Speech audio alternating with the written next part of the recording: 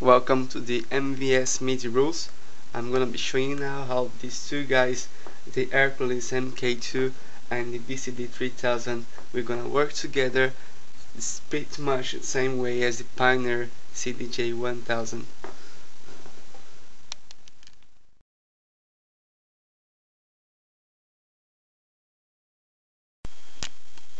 In this video I'm gonna show you how to use the cue and play buttons. First you can start just by playing the music,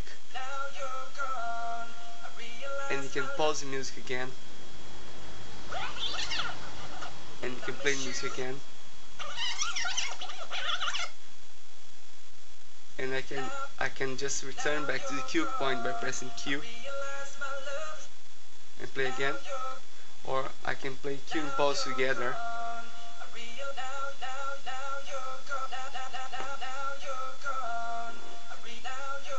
And every time I press Q it returns and keeps playing.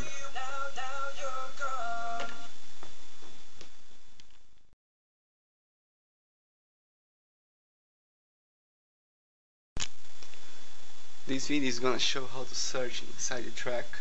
You can use either these buttons here, and you can see the music is moving there, or you can go backward, forward, or you can use the jog wheel together with the button to go quickly inside the track, forwards and backwards.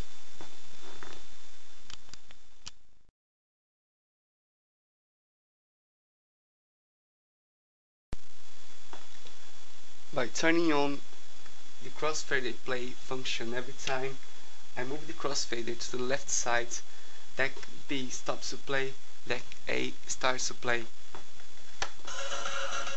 And if I move the crossfader to the right side, deck A will stop to play, deck B starts to play.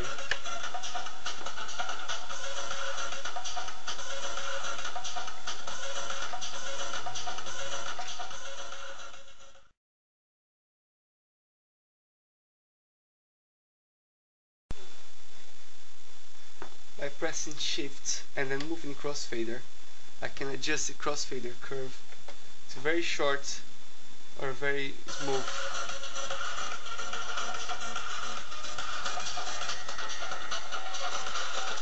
I'm going to change the curve now.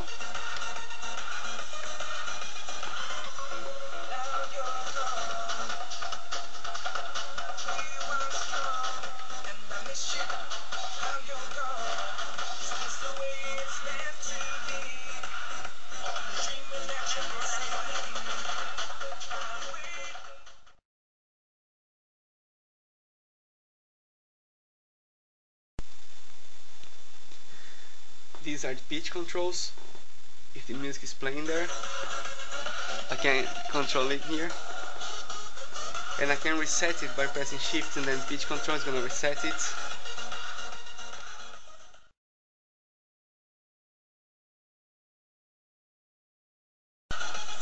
I can use the pitch bend here.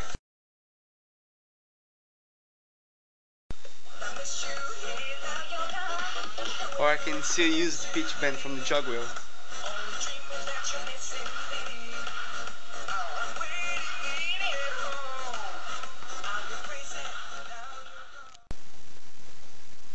This is the button to change the key, and this is the fader to change the key. You can do it while the music is playing.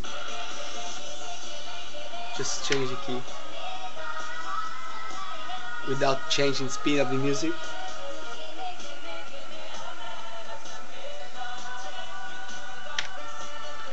Or if you can, speed up music to 150 BPM, and then you can correct the pitch.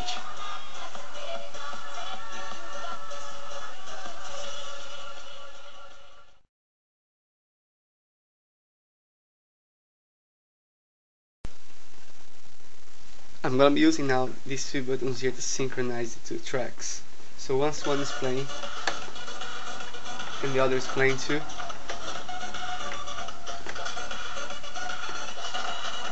I click this one and I keep them synchronized.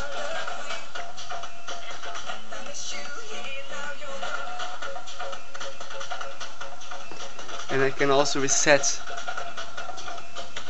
pitch control anytime by pressing the reset and then moving the control.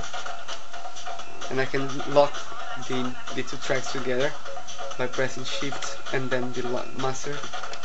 And every time I move this slider here, the other one is going to move together.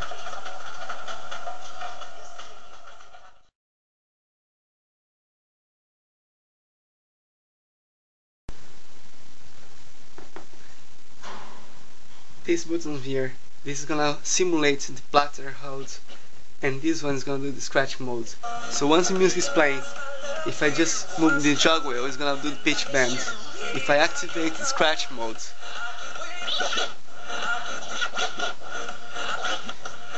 or I can even just click this one to hold the platter.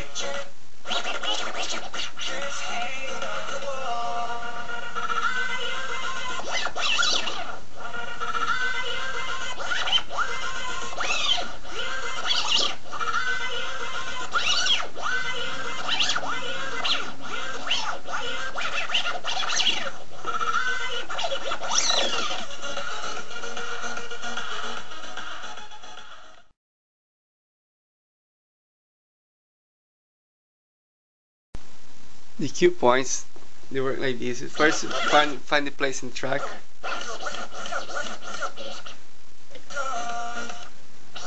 And then you can set up the cue points by pressing this button here to get into the setup mode.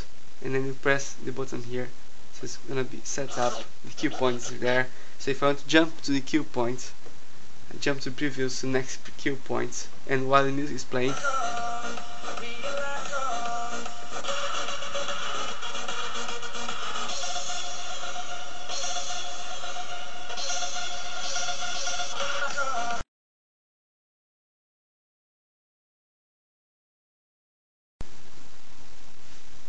how to do loops.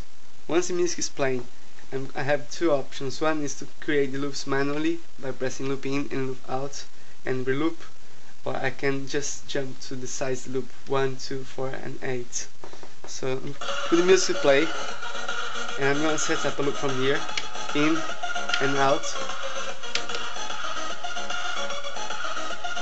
I can exit that loop and I can reloop it again.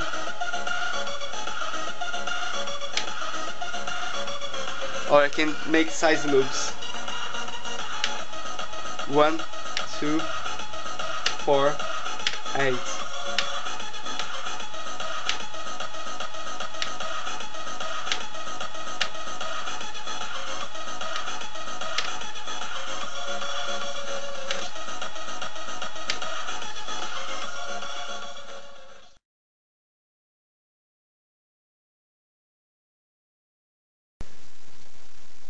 Once inside the loop, you can resize the loop or move the loop to the sides.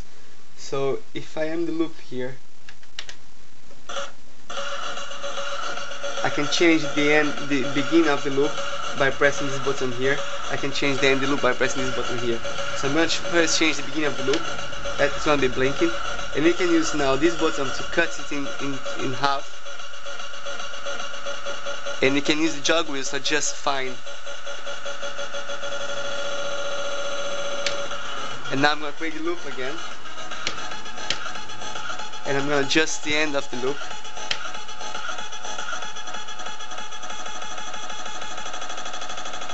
And here I can use adjust fine.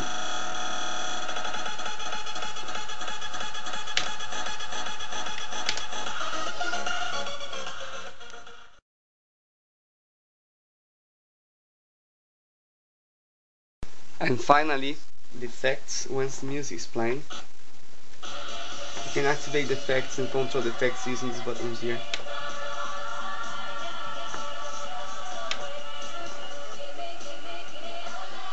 You can choose the effects by using this jog wheel.